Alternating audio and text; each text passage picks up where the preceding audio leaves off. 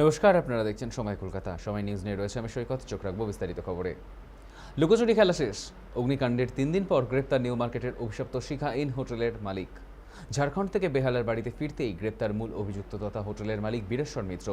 গত মঙ্গলবার রাতে হোটেলে আগুন লাগার পর থেকেই তিনি রহস্যজনকভাবে উধাও হয়ে গিয়েছিলেন। ঘটনার পর টানা আত্মগোপন করে থাকার পর শনিবার বেহালার ডায়মন্ড হারবার রোডের নিজের বাসভবন থেকেই তাকে জালে তোলে তদন্তকারী পুলিশ দল।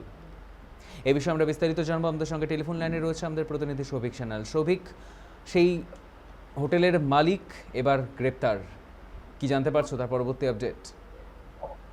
জানিয়ে রাখি যে নিউ মার্কেটের যে অগ্নিকাণ্ডের ঘটনায় 9 জনের মৃত্যু হয়েছে, সেই ঘটনায় কিন্তু আমরা জানি ইতিমধ্যেই 3 জনকে কিন্তু পুলিশ গ্রেফতার করেছে, যাদের মধ্যে যে মূল অভিযুক্ত ছিল অর্থাৎ যে হোটেলের লিজ নিয়েছিল, সেই লিজে যাকে নেওয়া হয়েছে সে কিন্তু প্রথমে যেমন গ্রেফতার হয়েছিল, সে বলার পর তার দুজনের নাম বলা হয়েছে, একজন ম্যানেজার এবং একজন ওই হোটেলের স্টাফ। এই দুজনকে পরবর্তী সময়ে গ্রেফতার করেছে। এই 3 জনকে জিজ্ঞাসাবাদ করে কিন্তু যে মেন মালিক, এই হোটেলের যে মেন মালিক অর্থাৎ বীরেশ্বর মিত্র, যার বাড়ি কিন্তু বেহালার দিকে, এবং সেখান থেকে তাকে কিন্তু গ্রেফতার করা হয়েছে।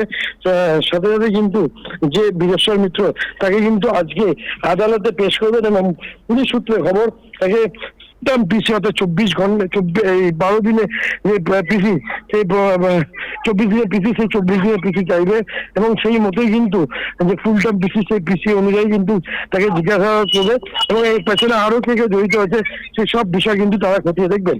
এছাড়াও তোমায় জানিয়ে রাখি যে এই ঘটনায় কেন ফায়ার এক্সটিংগুইশার একটা রিনিউয়াল হয়নি, সেই সব বিষয় কিন্তু তারা খতিয়ে দেখবে বলেই পুলিশ সূত্রে খবর। ধন্যবাদ সৌভিক। অগ্নিকাণ্ডের 3 দিন পর গ্রেপ্তার নিউ মার্কেটের অভিশপ্ত শিখা ইন হোটেলের মালিক। ঝাড়খণ্ড থেকে বেহালার বাড়িতে ফিরতেই গ্রেপ্তার মূল অভিযুক্ত হোটেলের মালিক বীরেশ্বর মিত্র।